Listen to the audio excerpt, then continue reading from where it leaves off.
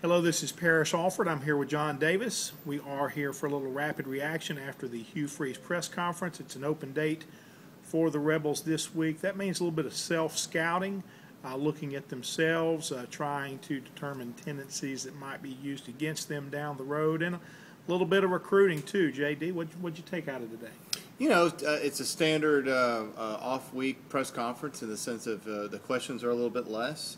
A little bit more about now that their ranking is in the top 10, a little bit more about the future as opposed to looking back. I mean, I think we all realize how good they played as a whole, and I think we got, once that kind of evaluation was out, it was very focused on the rankings and Memphis and, you know, what you do to kind of improve yourself even further.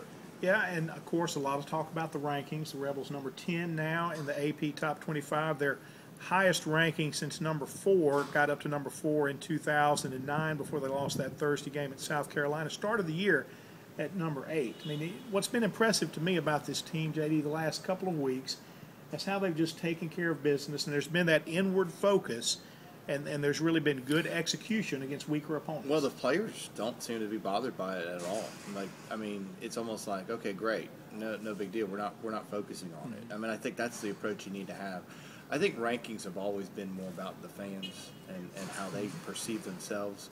And a lot of the reason why there's such an emphasis on winning is because it allows you as an alumnus or whatever to feel good about it. The players look at it in a completely different situation, so do the coaches. A couple of injuries to talk about. Itavius Mathers with the toe, Jordan Wilkins with an ankle and a knee. Both of those guys are running backs. D.T. Shackelford with an ankle. All of these guys are kind of, you know, I tell you, expected, I guess, to be ready for Memphis, but he didn't come out and you know, he's not overly concerned about the health right now, but a couple of guys to keep an eye on. And at the running back position, JD, I mean, look, if they're going to have an injury, that's kind of the best place. I mean, that's probably the deepest position on the team. I mean, you know, the last couple of weeks, you know, we've gotten to see Eugene Brazeley in the really sloppy time of the game. I guess late in the game when not a lot of focus there, but he's looked really good. He does that jump cut really well. I mean, you know, they've got some ability at this position. They can withstand an injury or two, but you want to get your experienced guys back, and so something to keep an eye on there with those guys. So anyway, we talked a little bit about Laquan Treadwell on the Ole Miss beat for today. And, you know, JD, there's never a good way to ask that question. But, you know, Hugh Freeze says he's pleased with how Treadwell is fitting into the offense. And he's glad that Treadwell doesn't think he needs the ball more. And it's, you know, it's interesting right now because you have a guy who might be the best receiver in the country. And obviously he's going to draw a lot of attention.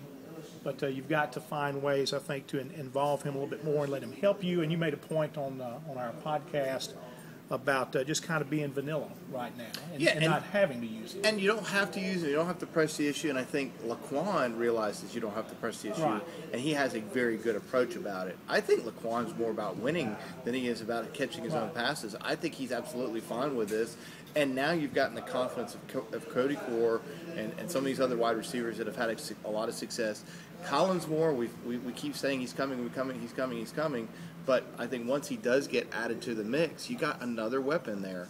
And until you have to really push the pedal with Laquan Treadwell, I say don't worry about it. I agree. I agree. And there's coming a time when they're going to have more out of Laquan. You figure. And I think he'll be there. Right, I think he's the kind of guy that's going to be able to beat some double teams. Not every double team. You know, he's going to be going up against some really good single team guys that can hold their own in single coverage. But I think he's going to be there more often than not, and they'll get creative with him. They'll get him behind the line, if you will, kind of almost like a lateral or those bubble screens or real quick throws. They'll get the ball to Laquan Treadwell somewhere where they don't have to rely on him beating somebody 20 yards down the field. Start time for Memphis has been announced at 6:30. That's going to be FSN TV, and look, if they win the game and if Alabama beats Florida, it's game day. Isn't that what we heard from Lee Fitting, the producer? I think that's pretty much it. I can't believe they would go anywhere else after they've already kind of talked about coming to Oxford a couple of years ago. You got a top 10 matchup. I'd imagine the game's on CBS. But they'd still probably be there. You know, it may not. There's some other. There would also be an LSU Auburn game that day that would be a top 10 matchup. You know, CBS could choose that game But an opportunity for Ole Miss to host a game day in the Grove. If it comes to that, what would the campus be like? What would the town be like, you think? It'd be record crowds, record pandemonium, record anything, record sales of beer, record whatever. I mean, you can't. Records. Record. It would make the '03 LSU game look like junior high. And I remember the '03 LSU game. Yeah, I mean, you're going to have to increase the staff. You're going to have to increase the amount of police that are in town. It would be great from a one-time thing. I don't know. It would. I know some fans would love to see that every week, but at the same time, I don't know if the little town could take something like that because I think it's going to be, Texas atmosphere times 3 or 4.